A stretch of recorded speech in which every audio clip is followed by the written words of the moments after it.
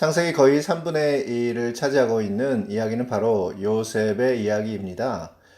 요셉이 형들에게 팔려 강제로 이집트로 가게 되면서 보디발 집의 노예로 있다가 주인의 신임을 받아 주인의 신복이 되어 가정의 모든 일과 주인의 소유를 다 맡아 관리하게 됩니다. 그러나 주인의 아내의 농간에 놀아나 결국 감옥에 갇히게 됩니다. 감옥에서도 그는 인정을 받아 감옥 안의 재반 업무를 그가 처리하게 됩니다. 감옥에서 왕의 수를 따르는 신하와 빵 굽는 신하의 꿈을 해석하고 그 해석대로 수를 따르는 신하는 복귀되고 빵 굽는 신하는 사형을 당하게 됩니다.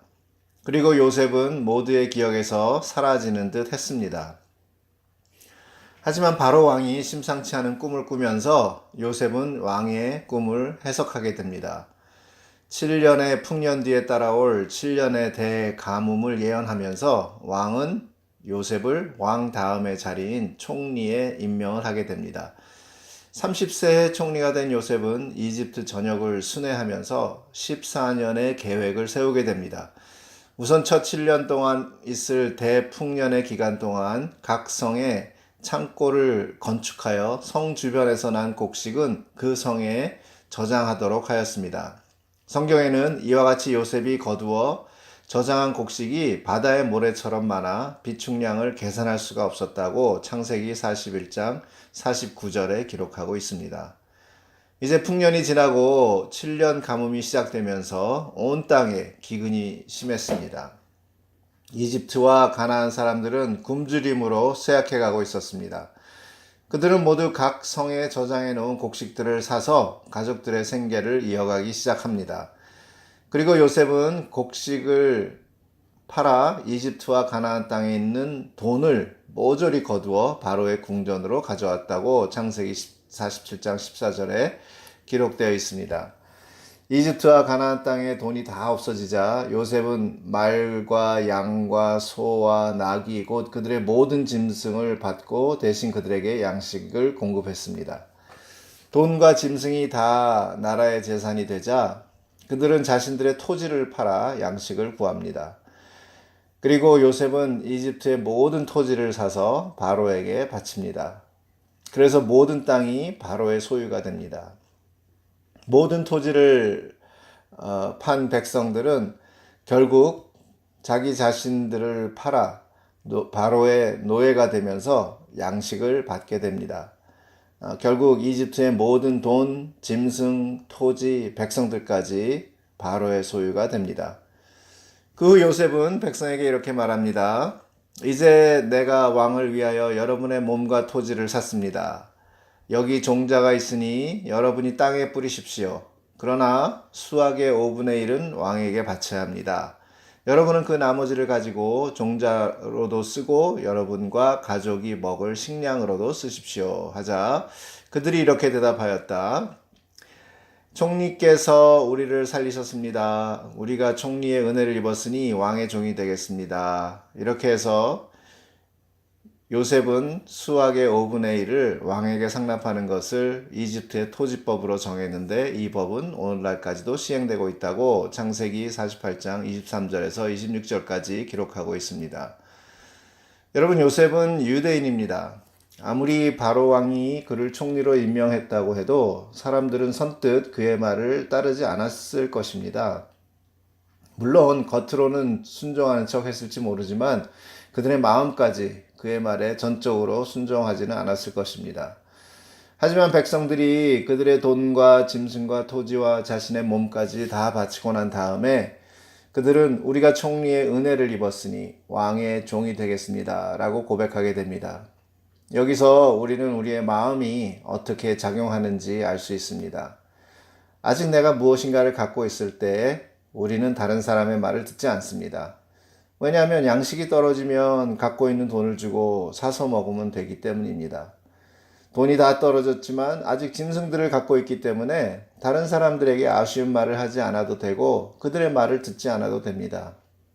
하지만 토지와 몸까지 다 팔린 다음에는 우리들의 마음이 낮아져서 다른 사람들의 말에 귀를 기울이게 됩니다. 아마 요셉이 처음부터 이집트의 토지법을 정하고 수학의 5분의 1을 왕에게 바치라고 했다면 모두들 반발을 하고 나섰을 것입니다.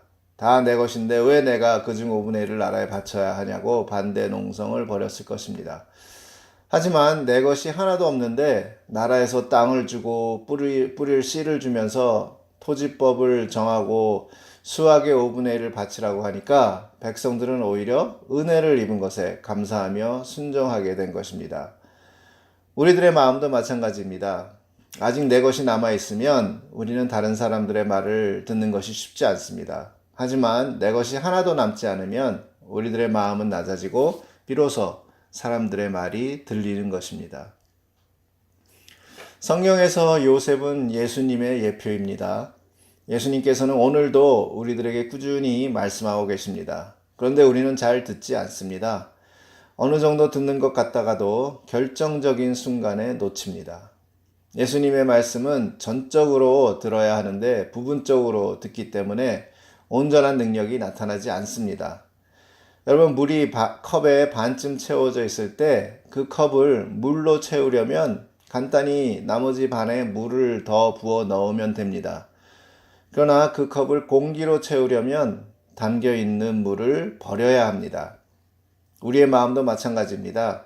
우리의 마음을 세상 것으로 채우려면 내 것을 버리지 않고 그 위에 세상 것을 더 채워 올려 놓으면 됩니다.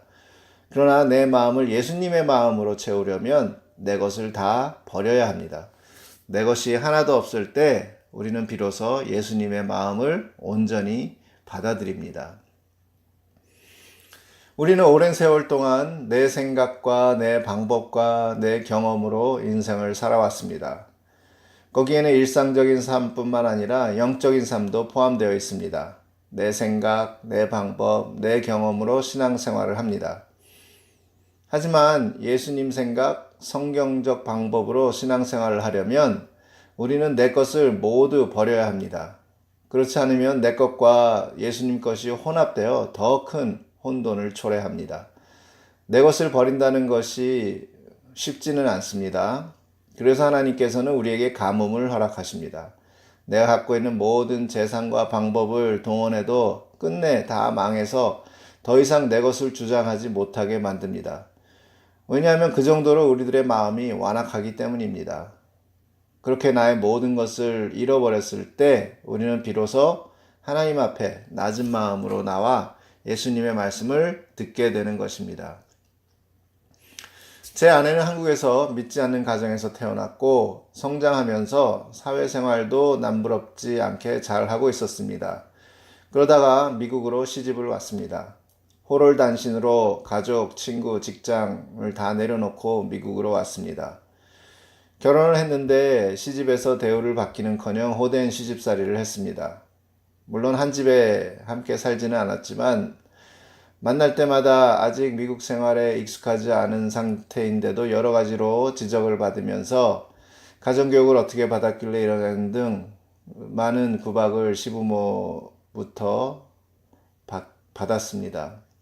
그럴 때마다 남편이 자기를 위로해주면 아무 문제가 없었을 텐데 남편마저도 시부모 편이 되어 함께 야단을 칩니다. 모든 것을 포기하고 남편 하나 바라보고 미국에 왔는데 그 빈자리를 채울 것이 주변에 하나도 없었습니다.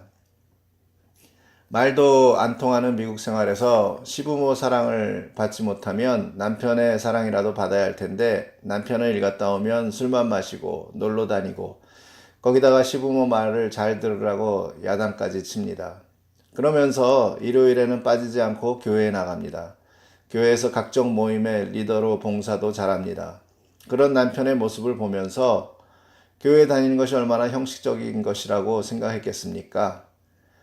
만약에 시부모와 남편의 사랑을 받으면서 그런 형식적인 신앙생활을 했다면 아마 아직까지도 그런 형식적인 신앙생활을 하고 있었을 겁니다. 그런 시부모님과 남편의 구박을 받으면서 그는 미국에서의 삶의 소망이 다 끊어지게 되었습니다. 그리고 그의 아픈 마음을 하나님 앞에 내려놓게 되었습니다. 바로 이때 아내의 텅 빈 삶과 마음을 만나주신 분이 바로 예수님이었습니다. 소망도 없고 알아주는 사람도 없었기 때문에 그 빈자리를 채우는 것이 그리 힘들지 않았습니다. 주변 환경은 하나도 변함이 없었지만 그의 마음에는 큰 변화가 일어났습니다. 그리고 그는 남편을 위해 기도하기 시작하면서 먼저 남편이 깨지고 그 후에는 시아버지의 구원을 위해 마음을 다하여 기도하면서 결국 시부모님에게 사랑받는 며느리가 되었습니다. 제 아내가 은혜를 받게 하기 위해서 저의 역할이 얼마나 중요했는지 아시겠죠?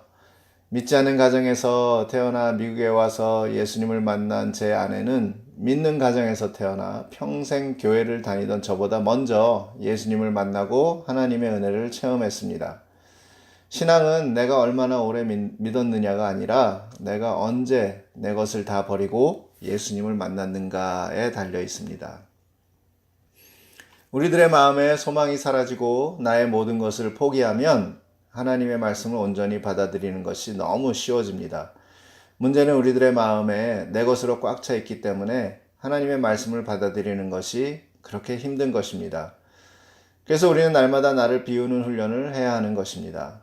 사도 바울이 나 자신을 날마다 쳐서 복종시킨다고 말한 것은 내가 죄를 짓지 않으려고 노력한다는 뜻이 아니라 날마다 내 생각을 버리고 예수님의 생각으로 채운다는 뜻입니다.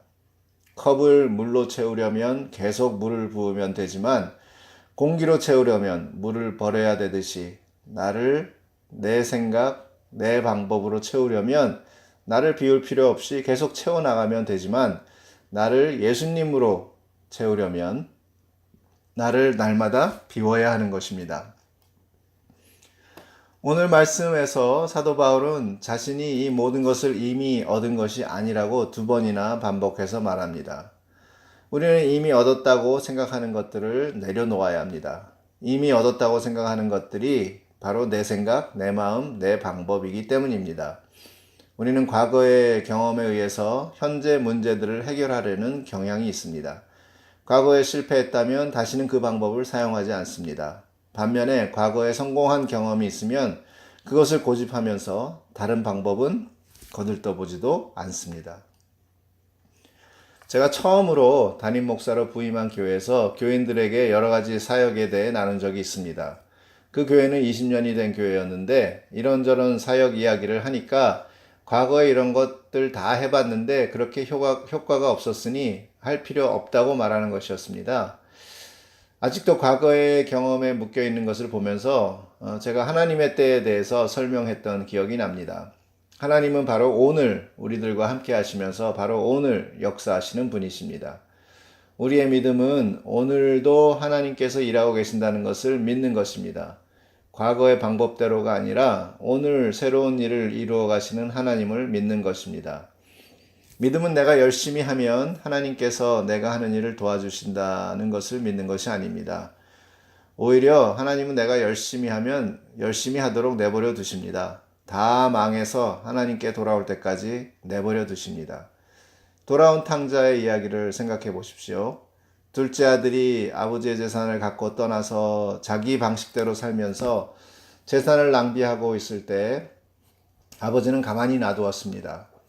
그리고 완전히 망해서 아버지에게 돌아오자 아버지는 그를 반겨주면서 아버지의 방법대로 모든 것을 회복시켜 주었습니다.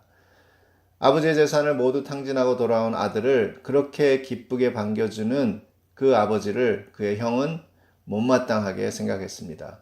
세상 방법은 그런 아들에게 어느 정도 야단을 치고 대가를 치르게 하는 것입니다. 그러나 아버지 방법은 다릅니다. 그렇게 못된 자식이라도 모든 것을 버리고 돌아온다면 그에게 최상의 것으로 은혜를 베푸는 것이 바로 아버지의 방법입니다. 누가복음 10장에 보면 어떤 율법학자가 예수님을 시험하려고 와서 선생님 제가 무엇을 해야 영원한 생명을 얻겠습니까? 라고 누가복음 10장 25절에 기록되어 있습니다.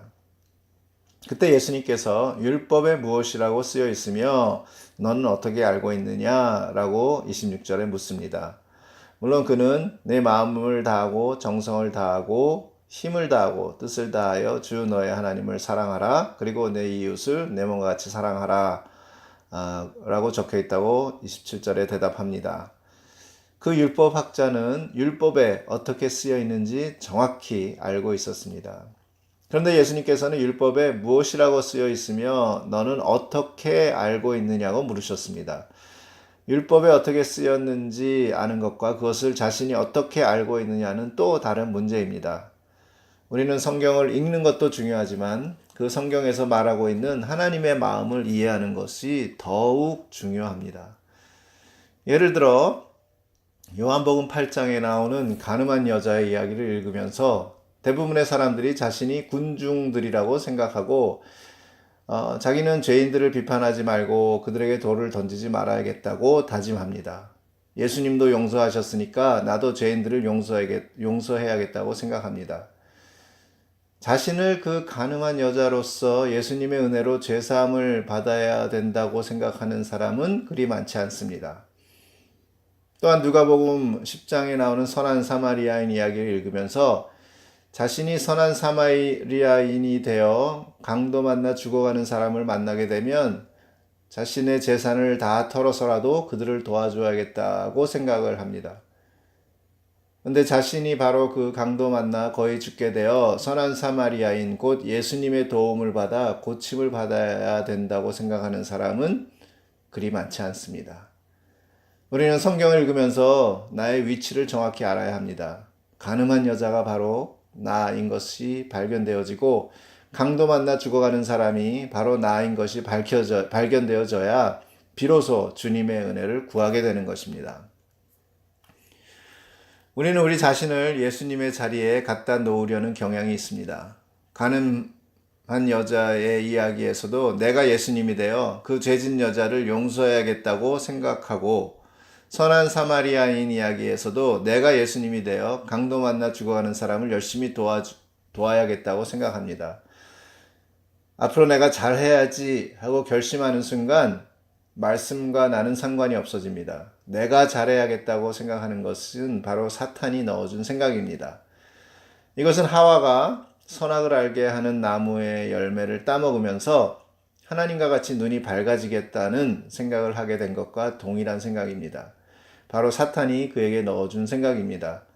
그렇기 때문에 우리는 어떤 일을 만나면 오늘도 하나님께서 일하고 계신다는 것을 믿는 믿음을 행사하는 것이 아니라 내가 하나님의 자리에서 그 일을 스스로 해결하려고 분주하게 뛰어다니는 것입니다. 성경을 읽으면서 성령님이 하나님의 마음을 깨닫게 해주시면 우리는 자연스럽게 모든 것을 오늘도 일하시는 하나님께 맡기게 됩니다. 그러나 성경은 읽지만 하나님의 마음을 깨닫지 못하면 읽은 성경 말씀을 갖고 내가 그 일을 이루려고 열심히 노력합니다. 얼핏 보면 마치 믿음이 좋아 보입니다. 하지만 그것은 믿음이 좋은 것이 아니라 하나님을 믿지 않는 불신입니다. 그렇게 열심히 노력하는 사람들을 보면서 예수님께서 내가 너를 도무지 알지 못한다고 말씀하시는 것입니다. 그렇게 스스로 희생하면서 열심히 노력했는데도 그 결과는 아무 열매 없이 오히려 예수님에게 야단을 맞게 되는 것입니다. 하나님이 원하시는 것은 하나님이 일한다는 것을 믿고 나의 생각과 방법을 버리고 모든 것을 하나님께 맡기는 믿음입니다. 사도 바울이 오늘 말씀에서 뒤에 있는 것은 잊어버리고 앞에 있는 것을 잡으려고 예수님 안에서 하나님이 위해서 나를 부르신 부름의 상을 얻으려고 목표를 향해 달려가고 있습니다. 라고 13절과 14절에 말하는 것은 자신의 과거의 경험과 방법을 의지하지 않고 지금 현재 그와 함께 일하시는 예수님 안에서 예수님이 인도하시는 대로 믿음으로 달려간다는 말입니다. 그것은 물컵에 물을 부어 넣는 것이 아니라 물컵에 있는 물을 비워버리고 공기로 채우는 것입니다. 내 안에 아직 남아있는 나 자신을 비워버리고 대신 예수님으로 가득 채우는 것입니다. 그러면 더 이상 혼돈 없이 하나님의 능력이 나타납니다. 미래에 대한 걱정, 근심, 두려움은 사라지고 하나님이 위해서 나를 부르신 부름의 상을 얻으려고 목표를 향해 달려가게 되는 것입니다. 사도 바울은 자신의 이런 생각과 마음을 그리고 삶을 본받으라고 우리에게 말합니다. 그의 신앙생활의 비밀은 바로 자신의 모든 것을 배설물로 여기고 그 자리에 예수님으로 가득 채우는 것이었습니다. 자신의 열정과 노력을 하나님의 열정과 노력으로 가득 채우는 것이었습니다. 자신의 자랑과 자존심을 예수님의 자랑과 하나님의 자존심으로 가득 채우는 것이었습니다. 오늘 여러분 안에는 무엇으로 가득 채워져 있나요? 하나님의 마음이 아닌 것은 이 시간 모두 비워버리십시오. 내가 그동안 쌓아온 지식, 경험, 방법들 모두 비우십시오. 나의 자랑스러웠던 순간들도 모두 버리십시오. 내가 힘들고 두려웠던 모든 기억들도 버리십시오. 그리고 그 텅 빈 자리를 예수님으로 가득 채우십시오. 그리고 이제부터는 나의 노력이 아닌 하나님의 열심히 이루어 가시는 일들을 즐기십시오. 기쁨과 평강으로 가득 채워질 것입니다. 이렇게 가늠하다 잡혀서 예수님과의 만남으로 죽음에서 살아난 사람들, 그리고 강도 만나 거의 죽어갈 때 주님을 만난 사람들이 가늠하다 잡힌 사람들과 강도 만난 사람들을 주님에게로 인도하게 됩니다. 이것이 바로 전도입니다. 그런데 한 가지 주의해야 할 것은 전도란 세상에 속해 있는 사람들을 예수님에게 데려와 예수님을 만나게 하는 것이지 내가 직접 그들을 도와주는 것이 또 도와주려고 노력하는 것이 아니라는 것입니다. 내가 직접 도와주려고 노력하다 보면 우리는 끝까지 도와주지 못하고 여러 가지 이유로 중간에 포기하는 것을 보게 됩니다. 그리고 내가 도와주는 입장에서 갑의 자리에 올라가게 됩니다. 결정적인 것은 나는 그 누구도 구원할 수 없다는 사실입니다. 왜냐하면 구원은 예수님에게만 있기 때문입니다. 그러나 우리가 그 사람들을 예수님께로 데려와 그 사람들이 예수님을 만나게 되면 그들의 영혼이 구원을 받게 됩니다. 그들은 성령의 인도함을 받으며 주님의 능력을 함께 체험하게 됩니다. 그들은 모든 영광을 하나님께 올리며 그들의 삶이 하나님의 뜻대로 이루어지게 됩니다.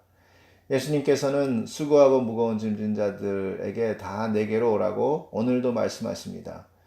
하나님의 은혜를 받은 우리들은 이 은혜를 전하며 믿지 않는 사람들을 예수님에게로 인도하는 사도 바울과 같은 전도자의 삶을 사시길 주님의 이름으로 축원합니다.